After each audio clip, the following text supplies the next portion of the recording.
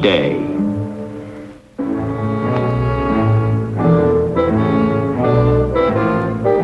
On June the 6th, 1944, an Allied expeditionary force will invade the continent of Europe.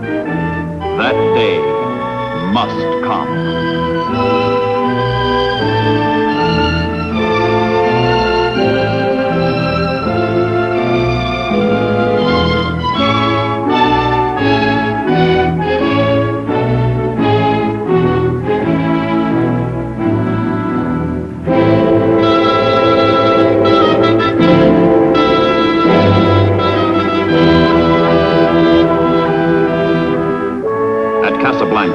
In January of 1943, the Allies commit themselves to the liberation of Europe, while their soldiers, sailors, and airmen storm the gates of Tripoli.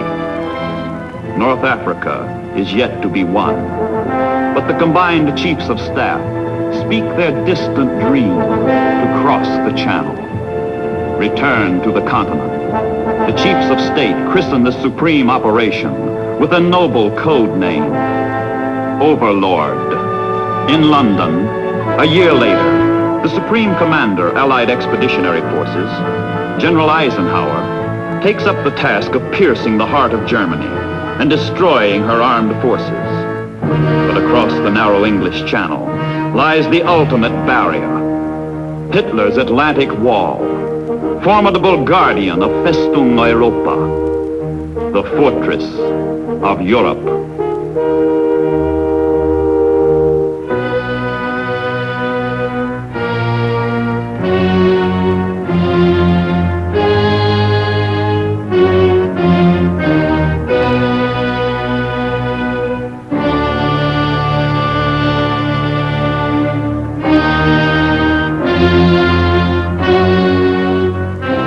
Field Marshal Rommel, the Desert Fox, one-time hero of the Africa Corps, commands the coastal defense.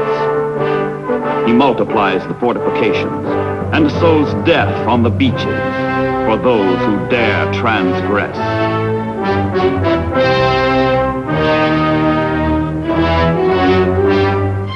But there is no roof on the fortress of Europe, and assault from the sky begins long months before the day called D. This is the key that unlocks the gate. Paralyze Germany's war machine. Pound the Luftwaffe into impotence.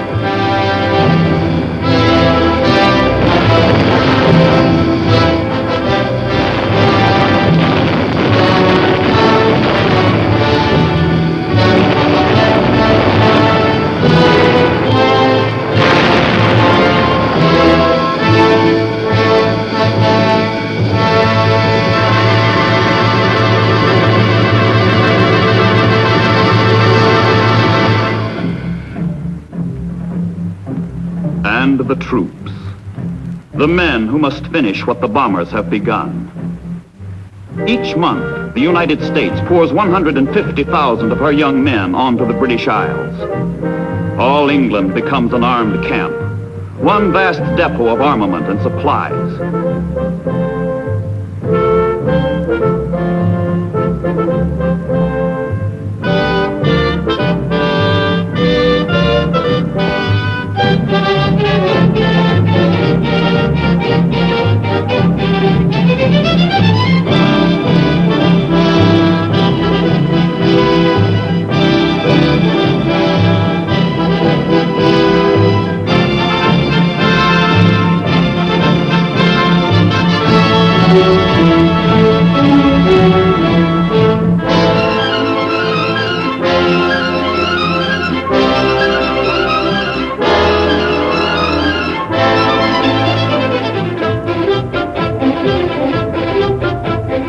At the appointed hour, a torrent of materiel and men will be set in motion. Southward to the Channel, southward to the embarkation ports, southward to destiny.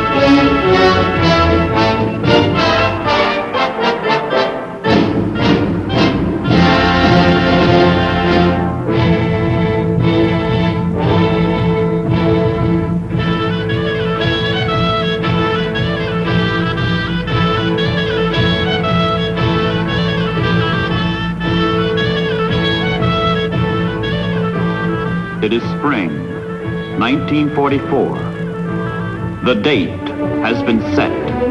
The hour has been chosen. Men committed to the assault are sealed in ships for secrecy. Ports, camps, and assembly points are cut off from the outside world. There is nothing to do but wait on tide and weather. Wait and get ready and keep ready and wait and wait.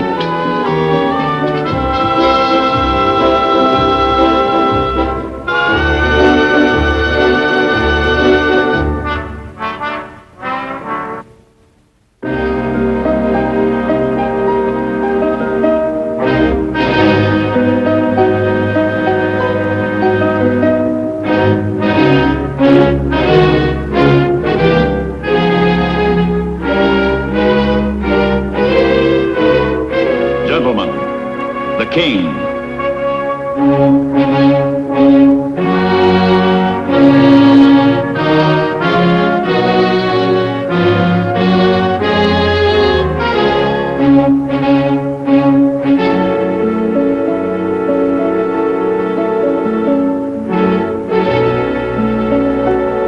From Falmouth, from Portland, from Plymouth, from Weymouth, the ships depart. From different ports, the ships sail at varying intervals to arrive at the 5 landing beaches together. 5 beaches stretched 60 miles over the coast of France.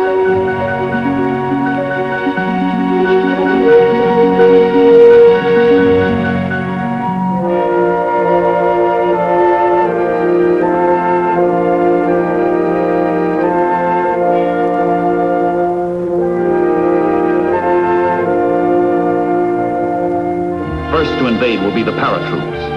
Their mission is to support the landings. Intelligence officers have warned the Supreme Commander that the airborne assault is too hazardous to succeed. But without it, the landings may fail. Eisenhower faces a crucial decision. Should he risk the slaughter of 2 superb divisions, or should he cancel the drop and imperil the whole invasion? He orders the paratroopers to France.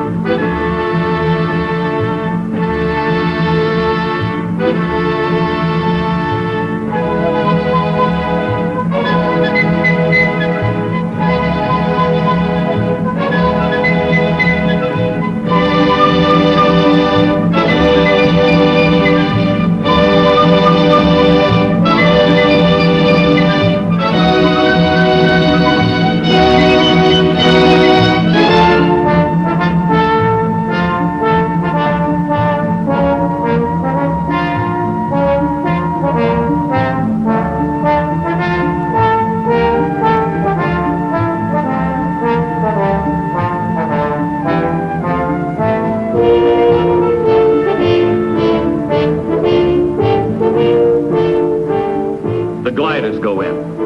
France is below.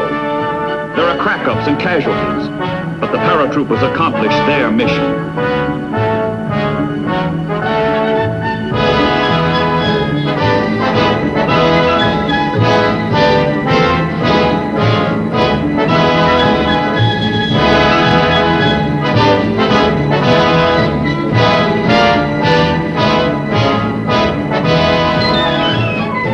'Tactical air squadrons fly 5,000 sorties to support the amphibious assault.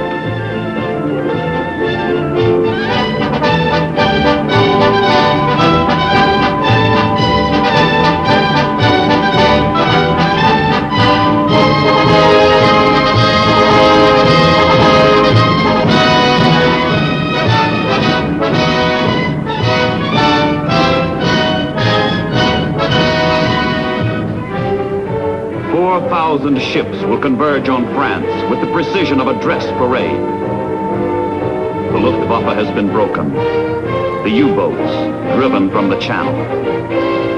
The vanguard of 35 divisions moves unmolested toward the beaches.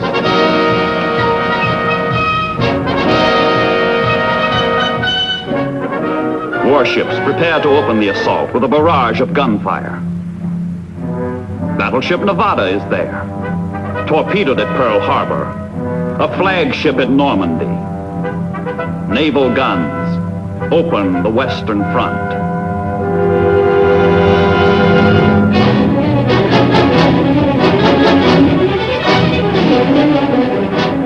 Inside Hitler's Atlantic Wall, the Nazis know what the world does not. The assault is on. Defeated in the north, defeated in the south, defeated in the east, the Germans have but one hope left. Destroy the invaders from the west.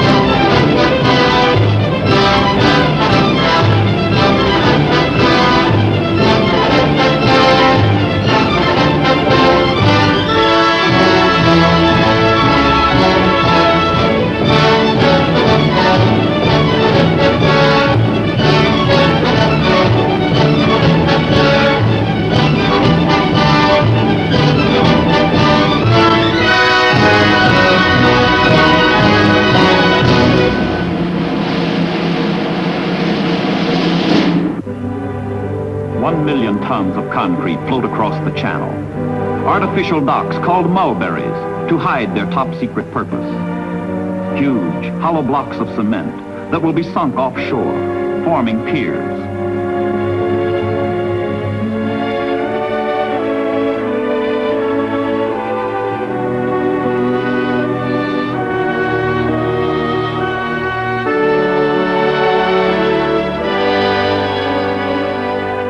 Few things are predictable in war. Sometimes casualties are lightest, where heaviest losses are expected. And often the worst fighting takes place, where none is anticipated. But whichever way the battle turns, each man must face his ordeal alone.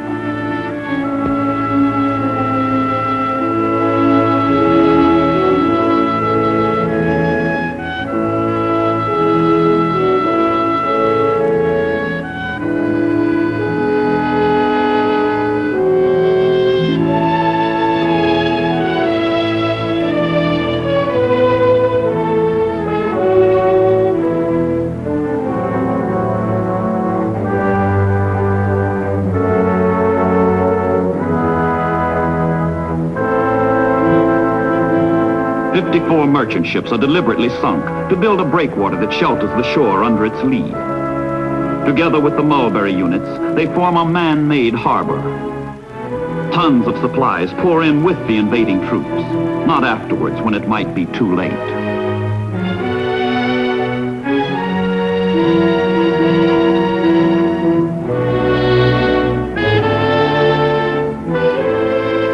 Human ingenuity rises to the challenge of invasion. But one factor, one all-important factor, remains beyond human control.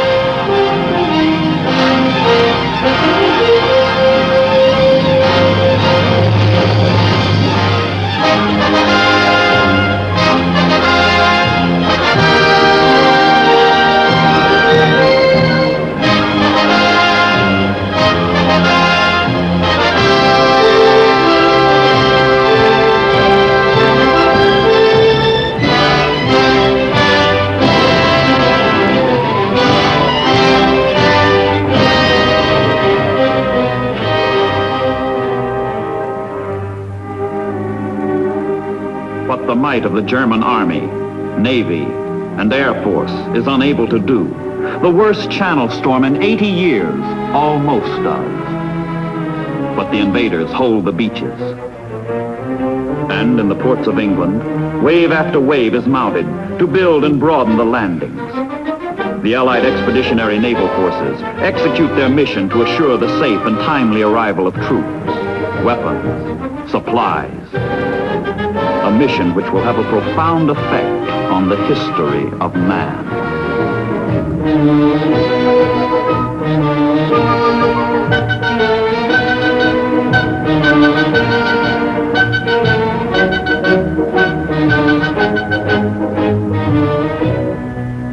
This program will be interrupted from time to time to bring you the latest news bulletins as they are received in the newsroom. Keep tuned to your favorite NBC station to keep in step with all the latest developments on this Invasion Day. And now the orchestra opens the program with the revival of an old hit, Blue Room.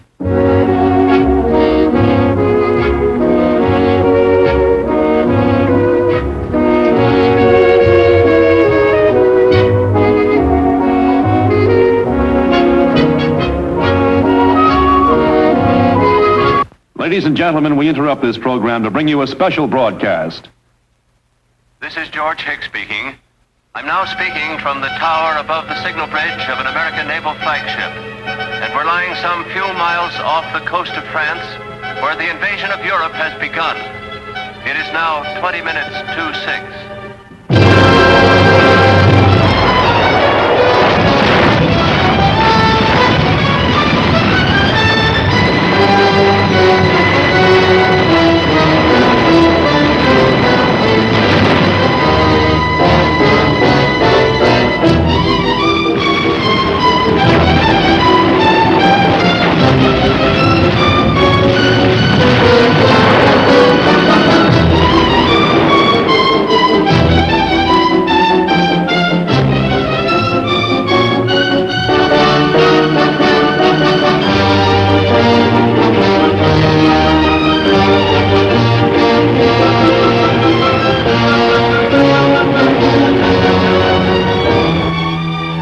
Behind the landings, Allied planes release a barrier of bombs that cut off German reinforcements, paralyze German counter moves. Every road, every bridge, Every rail line, every canal, all the way back into Germany, is smashed, isolating the French beaches.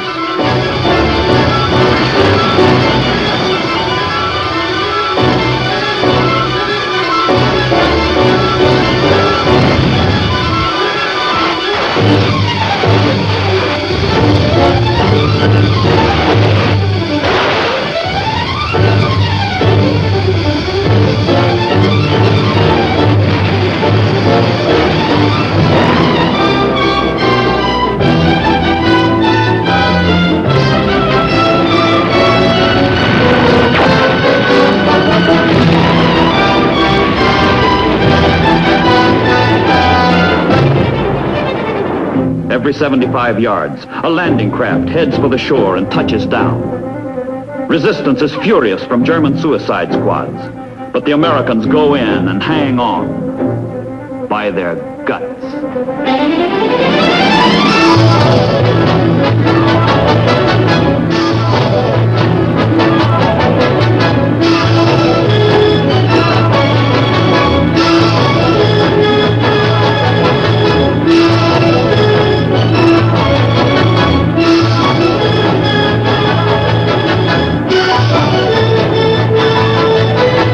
Veterans of Dunkirk returned to France, this time to stay. The British soldiers who beat Rommel on the sands of Africa helped destroy him on the sands of Europe.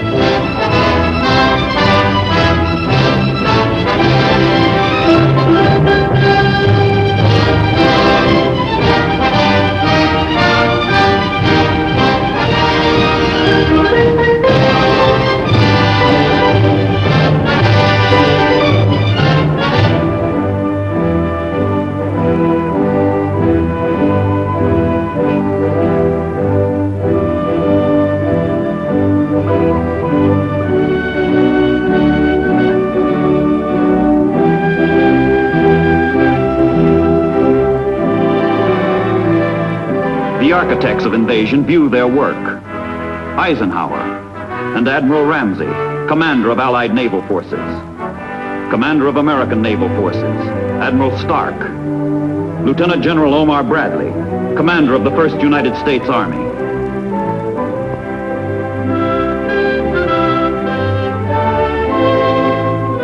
Field Marshal Montgomery of El Alamein, commander of Allied ground forces. After invasion, the breakout, the swelling Allied armies stream inland into Europe.